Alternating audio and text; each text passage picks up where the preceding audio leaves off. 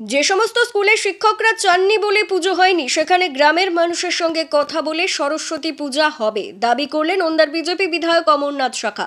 ওন্দা বাজারের দলীয় মিছিল শেষে থানা ডেপুটেশন কর্মসূচিতে যোগ দিয়ে তিনি ওই কথাই বলেন। চাকরিজীবী মাস্টারমশাইরা যে মাস্টারমশাইরা এই সরস্বতী পূজার সময় স্কুলে যান না, এই সরস্বতী পূজা হোক স্কুলে ওনারা চাইনি, তার জন্য আমরা সমস্ত পশ্চিমবাংলার স্কুলকে আশ্বস্ত করছি আমরা নিজেরা দাঁড়িয়ে থেকে বিভিন্ন জায়গায় এলাকার মানুষের সঙ্গে যোগাযোগ করে সেই জায়গাতে যাতে সরস্বতী পূজা হয় সেই সরস্বতী পূজাগুলোকে বানচাল করে দেওয়া হয়েছে। পরে সাংবাদিকদের মুখোমুখি হয়ে তিনি ওই ইস্যুতে বলতে গিয়ে ফের বলেন, যা কিছু ঘটছে তা রাজ্য সরকারের উদাসীনতা ও সমর্থনে। মুখ্যমন্ত্রী এ বিষয়ে কিছুই বলছেন না। তৃণমূলের ক্যাডার কিছু শিক্ষক স্কুলে সরস্বতী পুজো করতে দেননি, কিন্তু গ্রামের মানুষের সঙ্গে আলোচনা করে ওই সমস্ত জায়গায় পুজো করা হবে বলেও তিনি দাবি করেন। ঘটনা ঘটছে এই সরকারের উদাসীনতাতে এবং এই সরকারের সমর্থনে। কারণ আজ পর্যন্ত সম্মানীয় মুখ্যমন্ত্রীর মাননীয়ার একটা কোনো এই বিষয়ে একটা কথা আজ পর্যন্ত বেরিয়ে আসেনি। যে ধরনের ঘটনা ঘটছে সরস্বতী পূজা উপলক্ষে দুষ্কৃতকারী যে কাজ করছে তার ব্যতিক্রম অনাও নয়। আমরা এতদিন কয়েকদিন টিভিতে চ্যানেলে দেখতাম যে বিভিন্ন জায়গাতে সরস্বতী পূজা করতে দিচ্ছে না, এ হচ্ছে না, সে হচ্ছে না।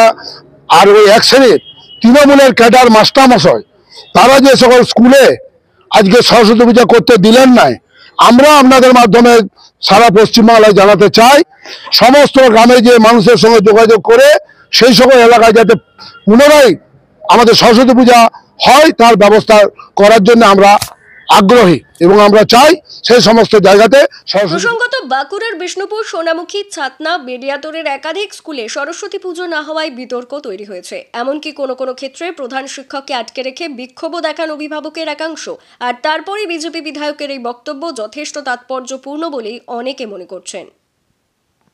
বিজেপি বিধায়ক অমরনাথ শাখার সরস্বতী পূজা বিষয়ের বক্তব্যের প্রেক্ষিতে বলতে গিয়ে তৃণমূল নেতা ও ওন্দা পঞ্চায়েত সমিতির সভাপতি অভিরূপ খা বলেন, সরস্বতী পূজা বসন্ত পঞ্চমীতেই হয়, আর এই পূজা বাঙালির আবেগ। ওন্দা সমস্ত স্কুল কলেজে সাড়ম্বরে এই পুজো হয়েছে। না, ওনারা জানেন না যে সরস্বতী পুজো বসন্ত পঞ্চমীর দিনে আমাদের হয়। এটা আমাদের বাঙালিদের একটা আবেগ, সরস্বতী পুজোকে কেন্দ্র করে সবসময় থাকে। এটা আমরাও যখন ছোটবেলায় সরস্বতী পুজো করেছি, বাড়িতে সরস্বতী পুজো, স্কুলে, কলেজে, এটা একটা আবেগ। কিন্তু আমি জানি না যে ওরা জানে কিনা, ওরা অন্য জায়গার থেকে সংস্কৃতির আমদানি করে এনে এখানে রাজনীতি করার চেষ্টা করছে। কিন্তু বাঙালির আবেগ বাঙালিকে ছেড়ে যাবে না। বাঙালির দিনে সরস্বতী পুজো হবে। বসন্ত পঞ্চমীর দিনে আমরা সরস্বতী পুজো করেছি।